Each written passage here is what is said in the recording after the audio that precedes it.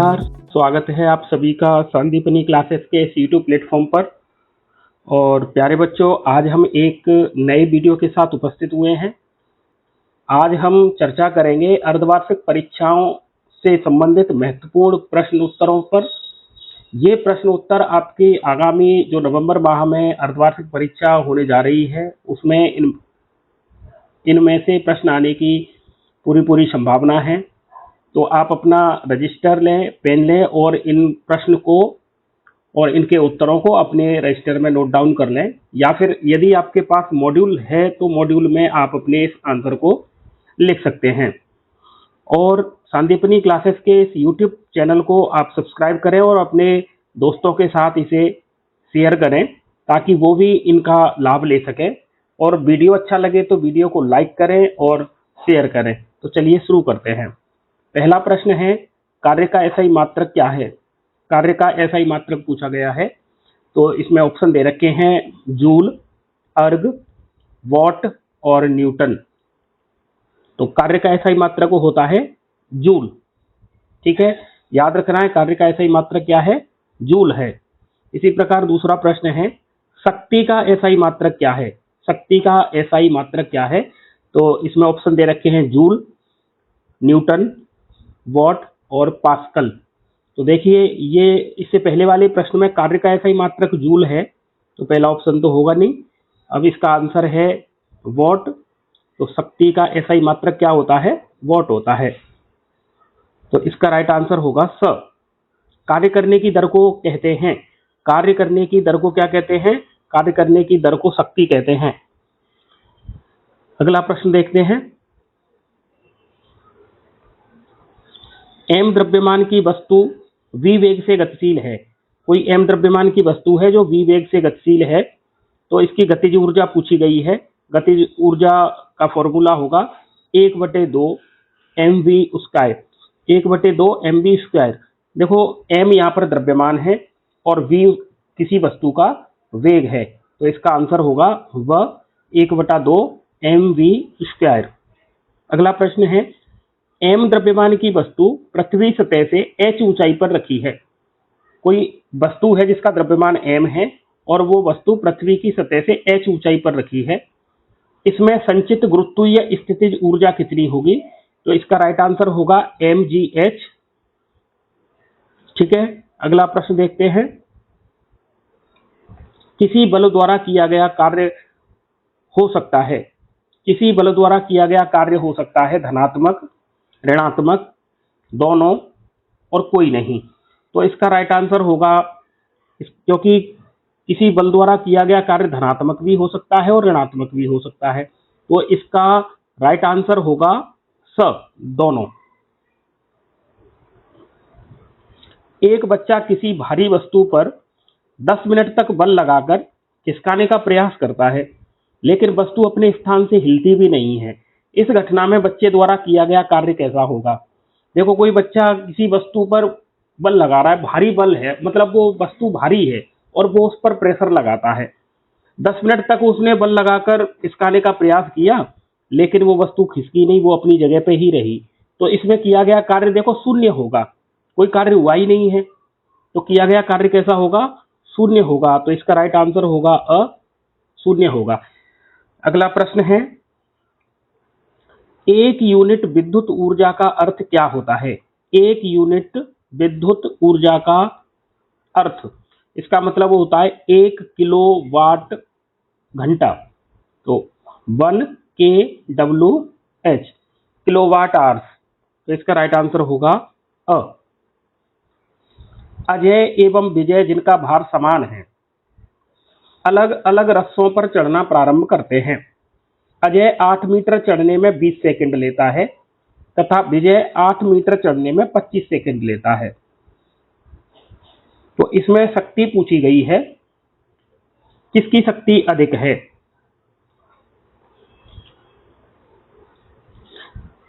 तो इसमें देखो, अजय क्या करता है? अजय रस्से पर चढ़ता है और वो 8 मीटर चढ़ने में 20 सेकंड लेता है, जबकि विजय 8 मीटर चढ़ने में 25 सेकंड लेता है।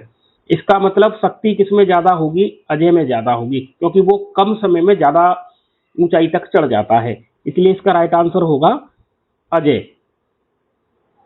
अगला प्रश्न है, ऊर्जा को न तो उत्पन्न किया जा सकता है और ना ही नष्ट किया जा सकता है, केवल एक रूप से दूसरे रूप में रूपांतरण हो सकती है ऊर्जा। इसका मतलब इसे कहते हैं कि ऊर्जा संरक्षित रहती है, ऊर्जा खर्च नहीं होती, वो केवल अपना रूप बदल लेती है। इसलिए हम इसे कहते हैं ऊर्जा संरक्षण का नियम। क्या कहते हैं इसे? ऊर्जा संरक्षण का नियम कहते हैं। अगला प्रश्न देखते हैं। लघुत्तरीय प्रश्न है, ये 3 अंक वाले प्रश्न हैं। ठीक है, तो इन पर चर्चा कर लेते हैं। एक बैटरी बल्ब जलाती है, इस प्रक्रम में होने वाले ऊर्जा परिवर्तनों का वर्णन कीजिए। देखो, हमने एक टॉर्च को जला लिया, ऐसे समझ लो हम टॉर्च जला रहे हैं, तो टॉर्च के अंदर बैटरी है और बल्ब है, तो बैटरी से एनर्जी आती है और बल्ब जलता है। तो इसमें कौन कौन से परिवर्तन हो रहे हैं, ऊर्जा किस रूप से किस रूप में परिवर्तित हो रही है, ये देखना है। ठीक है, तो इसको देख लेते हैं। बैटरी में रासायनिक ऊर्जा विद्युत ऊर्जा के रूप में संचित होती है। ये पहली बात है कि बैटरी में रासायनिक ऊर्जा विद्युत ऊर्जा के रूप में संचित रहती है, इकट्ठी रहती है। जब बैटरी को बल्ब से जोड़ा जाता है तो बैटरी की विद्युत ऊर्जा का कुछ भाग बल्ब की चमक के रूप में प्रकाश ऊर्जा में बदल जाता है। तो पहली बात तो क्या हो गई, विद्युत ऊर्जा किसमें बदल गई है? प्रकाश ऊर्जा में, मतलब उससे उजाला हो गया। तथा शेष भाग ऊष्मीय ऊर्जा के रूप में परिवर्तित हो जाती है। हम बल्ब को टच करके देखें कुछ समय बाद तो बल्ब गर्म भी हो रहा है, इसका मतलब कुछ ऊष्मा के रूप में भी बदल गई है। बैटरी भी गर्म हो जाती है, जब बैटरी से अपन लाइट पावर सप्लाई लेते हैं तो बैटरी भी गर्म हो रही है, इसका मतलब ऊष्मा ऊर्जा भी बन रही है। इस प्रकार पूरे प्रक्रम में रासायनिक ऊर्जा विद्युत ऊर्जा में तथा विद्युत ऊर्जा प्रकाश ऊर्जा में और ऊष्मीय ऊर्जा में रूपांतरित होती है। ठीक है, ये बात समझ में आ गई। देखो, सबसे पहले ऊर्जा, बैटरी के अंदर जो ऊर्जा है वो रासायनिक ऊर्जा है और रासायनिक ऊर्जा विद्युत ऊर्जा में बदलती है। विद्युत ऊर्जा से एक तो बल्ब जलता है तो प्रकाश ऊर्जा आती है और उससे वो गर्म भी होता है, इसका मतलब उससे ऊष्मा ऊर्जा भी बनती है। तो इसका आंसर हो जाएगा कि बैटरी के अंदर जो रासायनिक ऊर्जा है वो विद्युत ऊर्जा के रूप में संचित रहती है और जब बैटरी से बल्ब को जोड़ा जाता है और जब वो बल्ब जलता है तो चमक के रूप में प्रकाश ऊर्जा निकलती है और गर्माहट के रूप में ऊष्मा ऊर्जा निकलती है। तो ये इसका आंसर होगा। अगला प्रश्न देख लेते हैं। मुक्त रूप से गिरते एक पिंड की स्थितिज ऊर्जा लगातार कम होती जाती है। मुक्त रूप से कोई पिंड है जो गिर रहा है तो उसकी स्थितिज ऊर्जा कैसी हो रही है? कम हो रही है तथा अंततः धरती पर पहुंचने पर वो रुक जाता है। क्या यह ऊर्जा संरक्षण नियम का उल्लंघन करती है? इसका कारण बताना है। देखिए, इसके उत्तर को देख लेते हैं। मुक्त रूप से गिरते एक पिंड की स्थितिज ऊर्जा लगातार कम होती जाती है क्योंकि पिंड की ऊंचाई कम होती जाती है। जैसे हमने किसी पत्थर को छत से गिराया तो फिर उसकी स्थितिज ऊर्जा जैसे ही वो छत के ऊपर होगा तब अधिक होगी और जैसे जैसे वो नीचे की तरफ आएगा तो उसकी स्थितिज ऊर्जा क्या हो रही है? कम हो रही है। और जैसे जैसे पिंड नीचे आता जाता है उसका वेग बढ़ता है, उसकी देखो उसका वेग बढ़ रहा है। अब मतलब स्थितिज ऊर्जा तो लगातार कम होगी लेकिन वेग बढ़ता जाएगा, अतः उसकी गतिज ऊर्जा बढ़ती जाती है। पृथ्वी के सतह के एकदम निकट उसकी समस्त स्थितिज ऊर्जा गतिज ऊर्जा में बदल जाती है, यह परिवर्तित हो जाती है। पृथ्वी सतह पर पहुंचने के बाद यह पिंड कुछ दूर उड़कर रुक जाता है। इस समय इसकी गतिज ऊर्जा ऊष्मीय ऊर्जा में, ध्वनि ऊर्जा आदि रूपों में बदल जाती है। देखो, वो गर्म भी होगा तो ऊष्मीय ऊर्जा आएगी और वो जब जमीन से टकराएगा तो आवाज आएगी, तो इसका मतलब ध्वनि ऊर्जा भी आ रही है। और वो जमीन पर आया, ऊपर से जब नीचे गिर रहा था तब उसकी गतिज ऊर्जा भी बढ़ रही है। फिर वो जमीन से टकराएगा, आवाज होगी तो ध्वनि ऊर्जा आएगी और वो थोड़ी दूर तक लुढ़क के दूर भी जाता है, तब उसमें गतिज ऊर्जा बनती है। इस प्रकार इस प्रश्न का ये उत्तर है। आप इसे अपने या तो मॉड्यूल में लिख लें या फिर अपने रजिस्टर में लिख लें। बहुत ही महत्वपूर्ण प्रश्न है, इनके पेपर में आने की पूरी संभावना है। इसलिए आप इस वीडियो को लाइक करें और अपने यार दोस्तों के साथ शेयर भी करते रहें ताकि उनको भी इसका लाभ मिल सके। आप लोग वीडियो तो देखते हो लेकिन चैनल को सब्सक्राइब नहीं करते हो, लाइक भी नहीं करते हो और कमेंट भी नहीं करते हो। तो आपसे ये अनुरोध रहेगा कि आप चैनल को सब्सक्राइब करें, वीडियो को लाइक करें और कमेंट करते रहें। आपकी कोई और क्वेरी हो, किसी भी चैप्टर के आपको ये इस तरीके के प्रश्न उत्तर चाहिए तो आप कमेंट बॉक्स में लिख सकते हैं। मैं प्रयास करूंगा कि जल्द से जल्द उस पर वीडियो बना सकूं।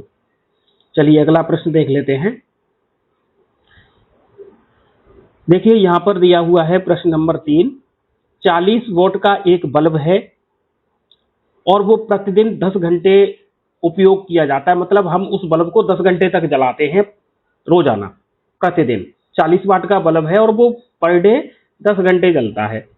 बल्ब द्वारा एक महीने में, एक मंथ के अंदर कितनी विद्युत ऊर्जा खर्च की गई है, तो उसकी यूनिट बनानी है हमें, उसको यूनिट के रूप में बदलना है। तो जो खर्च की गई विद्युत ऊर्जा है ना, उसको अपन ऐसे बांटते हैं, विद्युत शक्ति और उसका गुणा कर लेते हैं, उसको मल्टीप्लाई करते हैं उपयोग किए गए समय के साथ।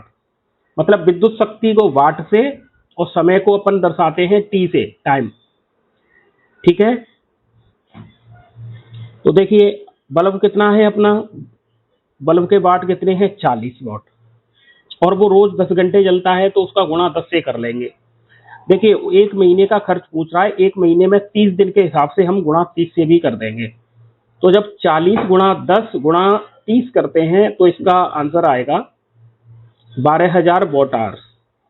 अब क्योंकि हमें इसे यूनिट के रूप में भी बदलना है तो हम इसमें 1000 का भाग देते हैं। जब 12,000 में हम 1000 का भाग देंगे तो हमारे पास आएगा 12 किलोवाट आवर्स, और या फिर 12 यूनिट विद्युत ऊर्जा का खर्च होगा, क्योंकि 1 किलोवाट आवर्स बराबर होता है 1 यूनिट विद्युत ऊर्जा। तो 12 किलोवाट आवर्स का मतलब हो गया 12 यूनिट। तो ये बल्ब एक महीने में 12 यूनिट बनाएगा। मतलब 40 वाट का बल्ब यदि 10 घंटे रोजाना जलता है तो एक महीने में उसके द्वारा कुल कितनी यूनिट बनेंगी, 12 यूनिट बन जाएंगी। अगला प्रश्न देख लेते हैं।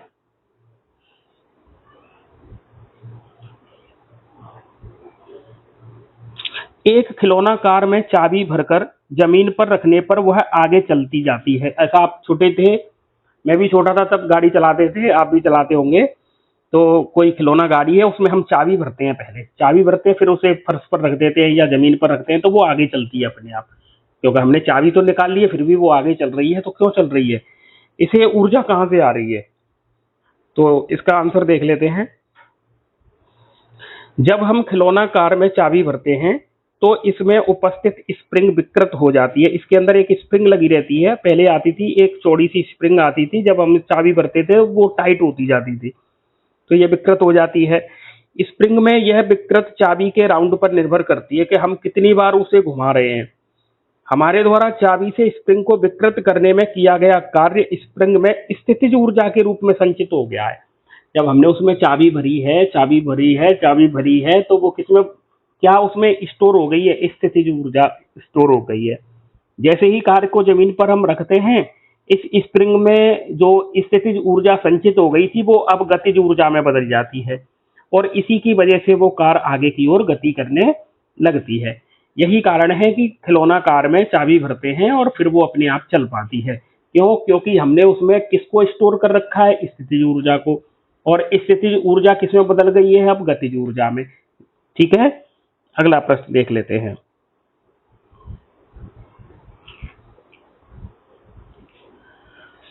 अगला प्रश्न है, 1500 किलोग्राम की एक कार 20 मीटर प्रति सेकंड की चाल से चल रही है। कार का वजन कितना है, 1500 केजी, और ये 20 मीटर प्रति सेकंड की चाल से चल रही है। तो इसे रोकने में किए गए कार्य की गणना करो। इसे रोक, अगर इसे रोका जाए तो कितना कार्य करना पड़ेगा? तो इसका उत्तर देख लेते हैं। देखो, किया गया कार्य बराबर होता है गतिज ऊर्जा में परिवर्तन। भाई गतिज ऊर्जा में परिवर्तन होगा तभी तो रुक पाएगी। तो प्राथमिक गतिज ऊर्जा जो K1 से हम दर्शा रहे हैं ये है 1/2 mv स्क्वायर। तो 1/2 m की जगह पर देखो द्रव्यमान कितना है गाड़ी का, मतलब वजन कितना है, तो 1500 kg, और वो 20 मीटर प्रति सेकंड की चाल से चल रही है। तो इसमें गुणा कर देंगे 20 स्क्वायर का 1/2 1500 इंटू 20 जब हम इसे हल करेंगे तो इसका आंसर आएगा 3 लाख जूल। अब देखते हैं इसकी अंतिम गतिज ऊर्जा 0 होगी, क्योंकि कार रुक गई है। जब कार रुक गई है तो कोई गतिज ऊर्जा होगी नहीं, उसने कोई गति की नहीं है, तो 0 आएगा। तो गतिज ऊर्जा में जो परिवर्तन होगा वो होगा -300 किलो जूल, -300 किलो जूल। यही किए गए कार्य की माप है। यहाँ ऋणात्मक चिन्ह यह दर्शाता है कि किया गया कार्य ऋणात्मक है, अर्थात कार को रोकने में लगाया गया बल और कार का विस्थापन विपरीत दिशा में है। जो कार पर हम बल लगाते हैं और कार का जो विस्थापन है उसकी दिशा कैसी है, विपरीत है। कार आगे की तरफ बढ़ रही है, हम उसे धक्का पीछे की तरफ लगा रहे हैं। तो इस तरीके से इसका आंसर आएगा। अगला प्रश्न देख लेते हैं। देखो इतने ही प्रश्न हैं इसमें, आपको ध्यान क्या रखना है, ये जो चैप्टर है इसमें से आपके एक तो ये ओटी टाइप के प्रश्न आएंगे और जो आवा सादा वाले एमसीक्यूज वाले, इसके अलावा इस चैप्टर में से 3 अंक वाले प्रश्न भी आएंगे। तो ये आपके 3 अंक वाले प्रश्न हैं और इससे पहले ओटी आपको करा दी गई हैं। और आपसे फिर से एक बार अनुरोध है कि आप संदीपनी क्लासेस के इस YouTube चैनल को सब्सक्राइब करें और अपने दोस्तों के साथ इसे शेयर करें, वीडियो को लाइक करें और कमेंट जरूर करें। आप लोग कमेंट नहीं करते हो तो कमेंट जरूर करें। वीडियो देखने के लिए आपने इतना समय निकाला, आपका बहुत बहुत धन्यवाद। जय हिंद।